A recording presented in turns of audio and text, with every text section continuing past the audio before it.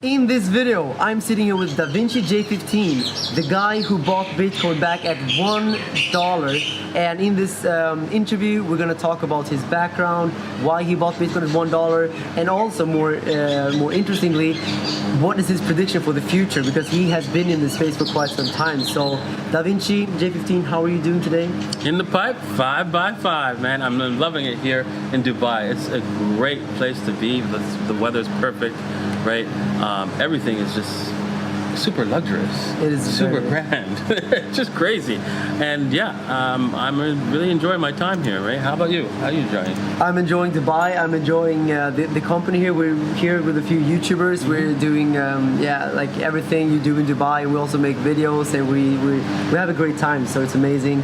We've been talking a lot about Bitcoin in the past few days, and I know that you bought Bitcoin at $1. You maybe even bought a few Bitcoin below $1. And I think everyone is wondering, like, what made you buy Bitcoin back then? And I also know you make YouTube videos back then about gold and silver, and obviously that is very controversial for you to start talking about Bitcoin. Yes, coming from was. gold and silver. Can you tell us what was that all about? Well, let me start off by why I started doing YouTube videos.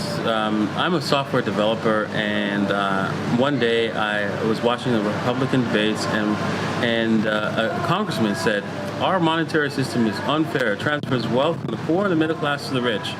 And I'm like, that's not true. The government would never do that. And they said, yeah, they told everybody on the stage that, yeah, and they moved on. They said, yeah, you're right, and they moved on. And I'm like, oh my God, there might be something to this. And so I went down a rabbit hole on learning how our monetary system works. And it was an unfair system, right, that does transfer wealth from the poor and the middle class through inflation, right, to the rich. So I realized that I had to find a way to, protect my wealth, right? Because all the things that they tell you to do is just a trap.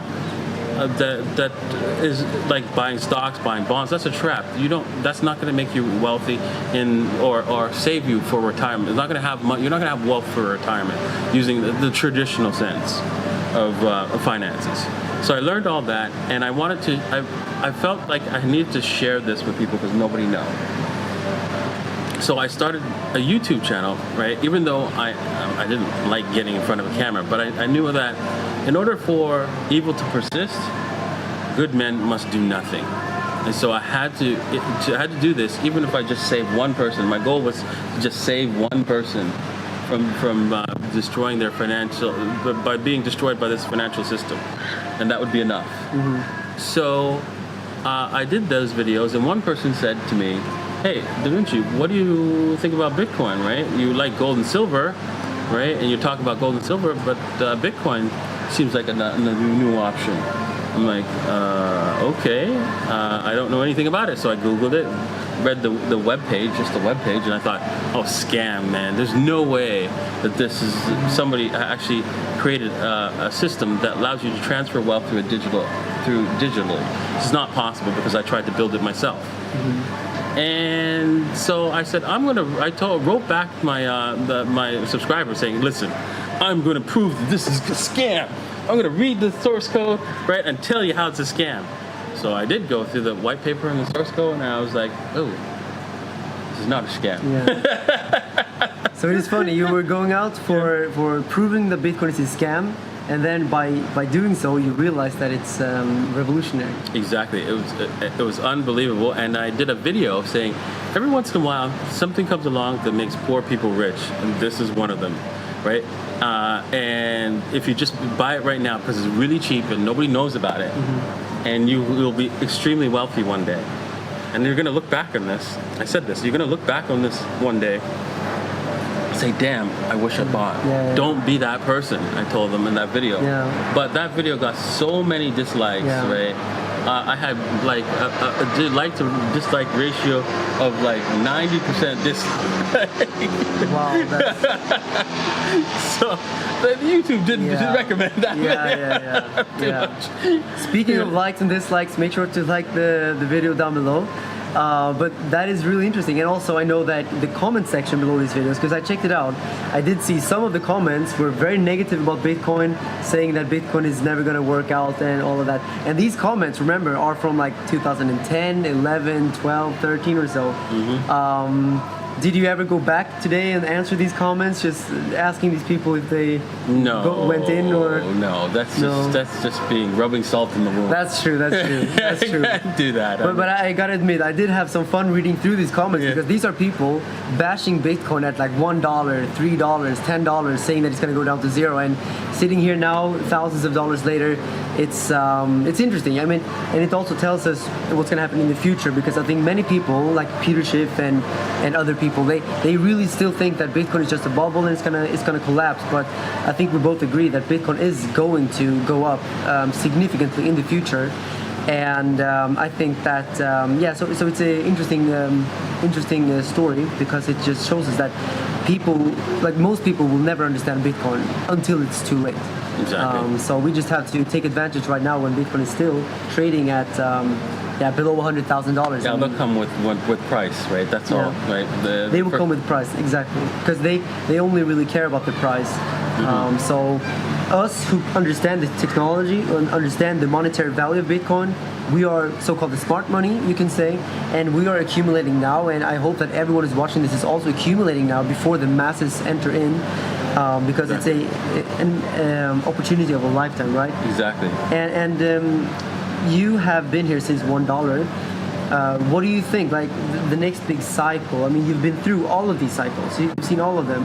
You've seen them go up and pop and go up and pop. What do you think for the next cycle? What's the next top and the next bear market? What are you seeing here? Well, yes, I've been through a lot of bull markets and bear markets. I watched Bitcoin go up from $1 to $32, and I actually bought the top because I didn't know how to trade back then. But I didn't care, right? I'm sure everybody here watching this video would love to buy Bitcoin at $32 right now. And then I watched it drop all the way down to $2, and I even got some at that point as well. And I watched it go all the way up several times from $2 to with $1,300 back down to $200 and up to $20,000. And so I think this time around we can go to. Because of the nature of what's going on with our financial system and the United States government, I think this time around we might do 1.2 million. Because if they want, I believe that if I was the United States government and I wanted to like crush this thing, everybody, just like we just said, everybody cares only about the price. And the best way to deal with that is to drag everybody in now at a high, extremely high price, and then have it crushed right back down to 100,000. So 1.2 back down to 100,000, and it will stay there for quite some time if that happens.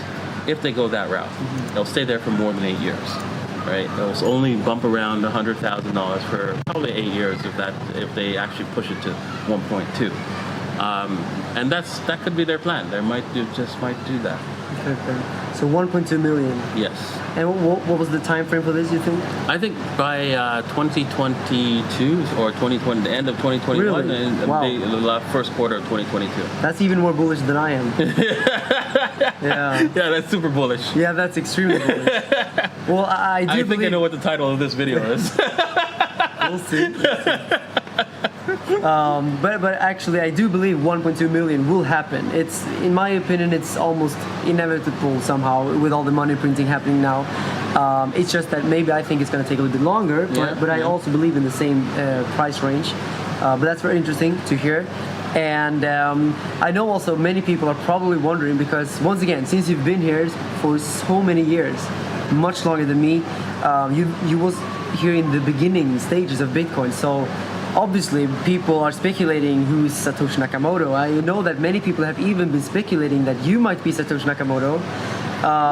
Do you first want to answer that? Are you Satoshi Nakamoto? No, I'm not. I could have been. I could have been, because like I wanted to build it, but I gave up too quickly. That's I shouldn't have done that. But oh well.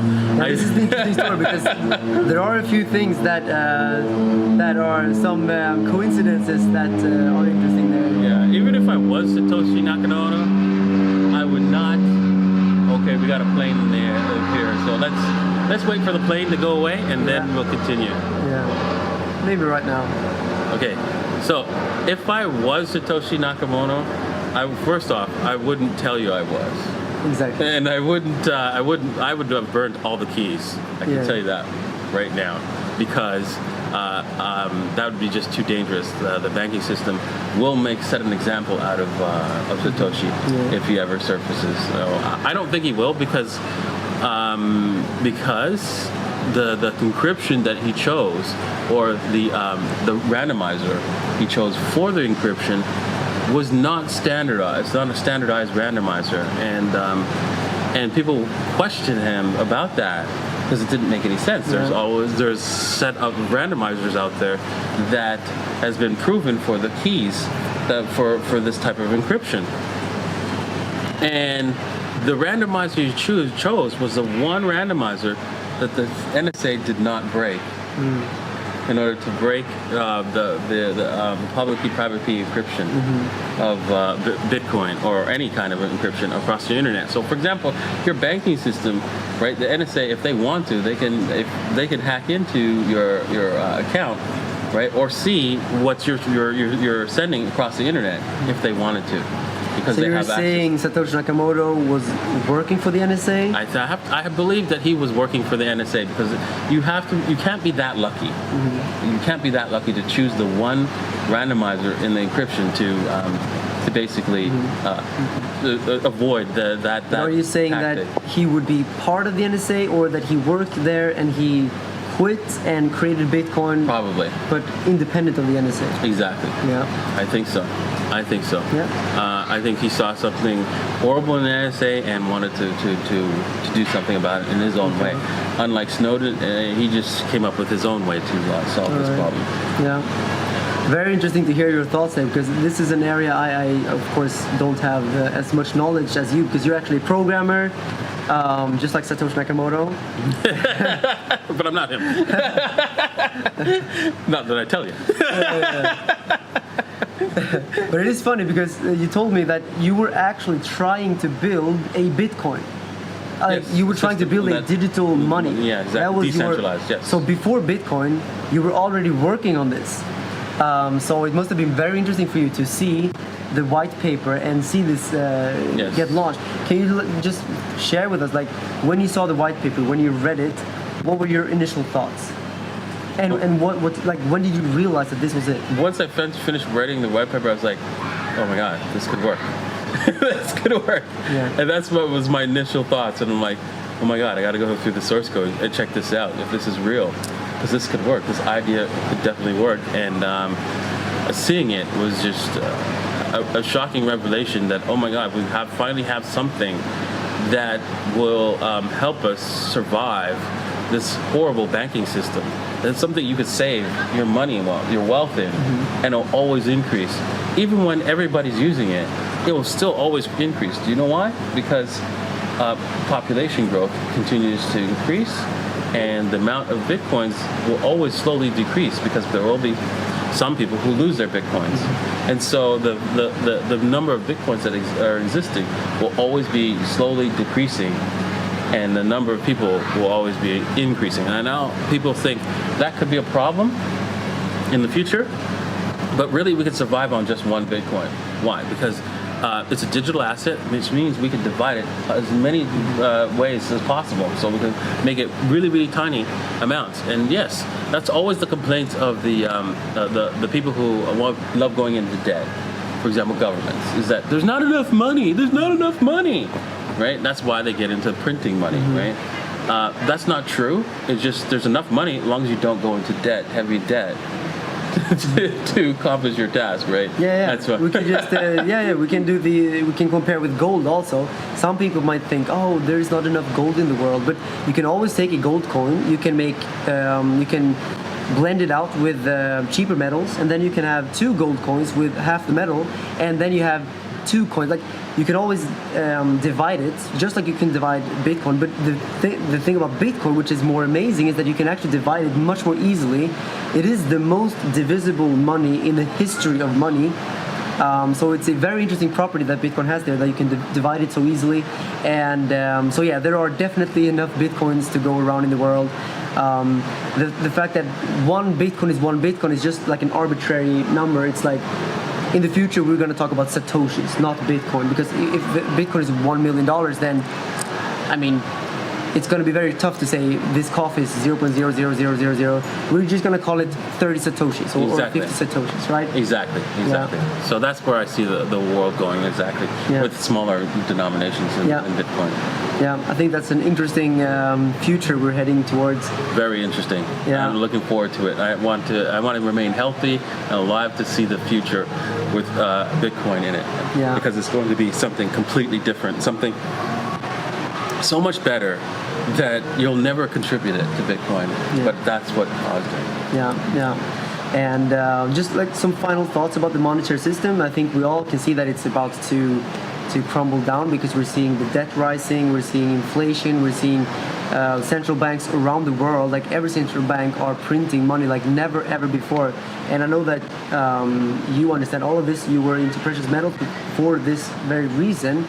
Then you found Bitcoin. What do you think? Like, what's the play here? Like, Bitcoin is the alternative to the current monetary system, and what about this monetary system? How much longer do you see it surviving? Well, this current monetary system is designed to collapse. I don't see it. I'm surprised it went this far for this long. I'm surprised we're in the year 2020 at this point in time. I don't foresee this thing lasting another 5 years. It doesn't make any sense. The only thing that's keeping it together, of course, is the fact that all the nations around the world, right? They would lose a lot of wealth if the United States dollar collapsed, and so their currency would also collapse as well. So they have to let the United States print, and there's not much they can do about it, because the first one out the door, right? Nobody wants to be the first one out the door, and no one wants to be the last. So it's an interesting dynamic where what's their government's going to do? They have to get away from the dollar, but they can't, because if they get out, you've seen what happened to other countries in the past that left the dollar standard, like for example Iraq, Lebanon, right? The United States is not like that. No. So yes. Yeah, because the U.S. has so much power through the dollar. It's like the U.S. has weaponized the dollar in a way, because they can use the dollar for power. And Bitcoin is very interesting, right? Because you can just use Bitcoin and you can bypass the dollar in a very, very easy way.